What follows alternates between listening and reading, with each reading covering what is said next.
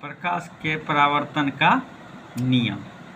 तो सबसे पहले हमको जानना है प्रकाश का परावर्तन क्या होता है भाई। तो प्रकाश के किसी वस्तु से टकराकर, वस्तु के जगह हम लिख सकते हैं सतह भी, सतह से टकराकर या वस्तु से टकराकर, यहाँ पे सतह भी लिख सकते हैं, सतह से टकराकर लौटने को प्रकाश का परावर्तन कहते हैं। जैसे हम मान लेते हैं एक मिरर है हमारे पास, ये पॉलिश्ड हिस्सा हो गया मिरर का, और ये वो हिस्सा है जिसमें आप देखते हैं अपना चेहरा। तो सबसे पहले क्या होती है बात, एक प्रधान अक्ष होता है जिसको प्रिंसिपल एक्सिस हम लोग बोलते हैं। कोई किरण दर्पण के सतह से टकराई और ये लौट गई, ये जो घटना हो रही है इसी को प्रकाश का परावर्तन कहते हैं। जो किरण दर्पण पे जा रही है उसको आपतित किरण बोलते हैं। क्या बोलते हैं? आपतित किरण। और जो लौट के आ रही है इसको बोलते हैं परावर्तित किरण। प्रधान अक्ष और आपतित किरण के बीच का जो कोण है इसको बोलते हैं आपतन का कोण या आपतन कोण, आपतन कोण। और प्रधान अक्ष और परावर्तित किरण के बीच का जो ये कोण है इसको बोलते हैं परावर्तन कोण, परावर्तन कोण। आपतन कोण का इंग्लिश होता है इंसिडेंट रे, सो इसको आई से हम लोग दिखाते हैं। और परावर्तन का इंग्लिश होता है रिफ्लेक्शन, तो इसको हम छोटा आर से दिखाते हैं। अभी हम लोग समझेंगे परावर्तन के नियम। परावर्तन के नियम क्या है नियम? तो पहला पॉइंट आता है आपतित किरण।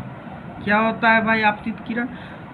वो किरण जो किसी सतह पे जाती है, जाती हुई किरण को हम लोग बोलते हैं आपतित किरण, और लौटने वाली किरण को बोलते हैं परावर्तित किरण। तो आप लोगों को समझ में आ गया, आपतित किरण किसी सतह से किसी सतह पर जाने वाली किरण को आपतित किरण, किसी सतह से लौटने वाली किरण परावर्तित किरण। स्टार्ट। दूसरा टर्म है, दूसरा शब्द आता है आपतन बिंदु। आपतन बिंदु। दूसरा शब्द क्या आता है? आपतन बिंदु। आपतन बिंदु किसे कहते हैं? वह बिंदु जिस पे आपतित किरण सतह पे मिलती है उसको आपतन बिंदु कहते हैं। यहाँ ओ मेरा ए ओ आपतित किरण है, ओ बी परावर्तित किरण है, ओ आपतन बिंदु है, ओ एन प्रधान अक्ष या नॉर्मल है, अभिलंब भी कहते हैं इसको हिंदी में। थर्ड नंबर टर्म आता है परावर्तित किरण। परावर्तित किरण किसे कहते हैं भाई? परावर्तित किरण। आपतित किरण सतह पे टकराने के बाद वापस लौट आती है, तो लौट आने वाली किरण को परावर्तित किरण कहते हैं। इस चित्र में ओ बी जो है हमारा परावर्तित किरण है। चौथा नंबर अभिलंब। अभिलंब क्या होता है? सतह पर यानी कि दर्पण के सतह पर डाला गया लंब ओ एन अभिलंब कहलाता है, अभिलंब कहलाता है। 5वां नंबर पॉइंट है आपतन कोण। आपतन कोण, अभिलंब, इसको अभिलंब बोलते हैं हम लोग। क्या बोलते हैं? अभिलंब। ON जो मेरा अभिलंब है। अभिलंब और आपतित किरण के बीच के कोण को आपतन कोण कहते हैं, जिसको आई से डिनोट करते हैं, क्योंकि इंग्लिश में इसे इंसिडेंट एंगल बोला जाता है, इसलिए आई से डिनोट करते हैं। दूसरा पॉइंट, अगला पॉइंट, नेक्स्ट पॉइंट फिर आता है परावर्तन कोण। परावर्तन कोण, परावर्तन कोण किसको कहते हैं? परावर्तन कोण। तो परावर्तन कोण कहते हैं अभिलंब और परावर्तित किरण के बीच बने हुए कोण को परावर्तन कोण कहते हैं। क्या कहते हैं? फिर ध्यान से सुनिए। अभिलंब और परावर्तित किरण के बीच बने हुए कोण को परावर्तन कोण कहते हैं।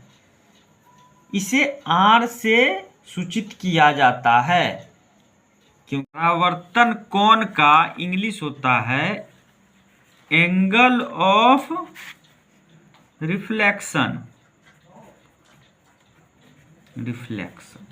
रिफ्लेक्शन, इसीलिए आप परावर्तन कोण को R से सूचित करते हैं।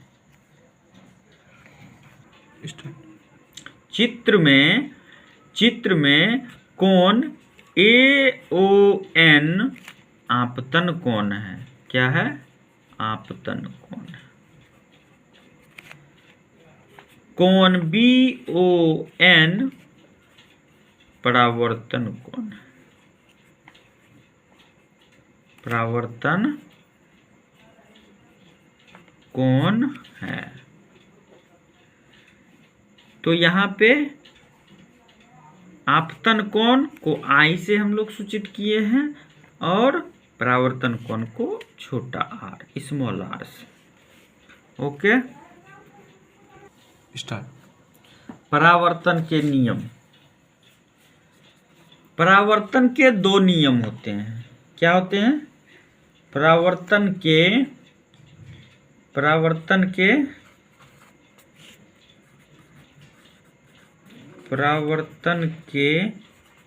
2 नियम होते हैं। पहला क्या है भाई? पहला है आपतित किरण। आपतित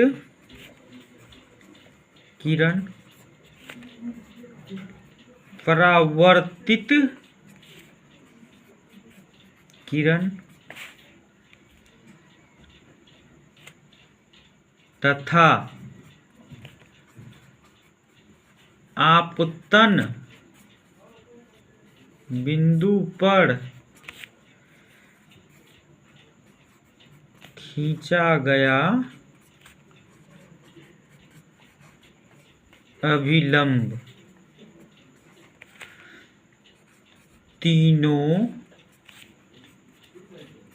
एक ही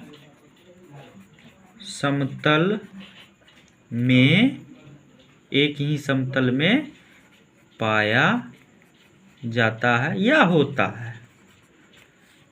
ठीक है, या होते हैं, या आप यहाँ पाया जाता की जगह लिख सकते हैं या होते हैं। पाया जाता नहीं लिखे, होते हैं। दूसरा नियम क्या है? आपतन कोण परावर्तन कोण के बराबर होता है। क्या होता है? आपतन कोण परावर्तन कोण के बराबर होता है, यानी कि एंगल ऑफ इंसिडेंट, यानी I बराबर एंगल ऑफ R।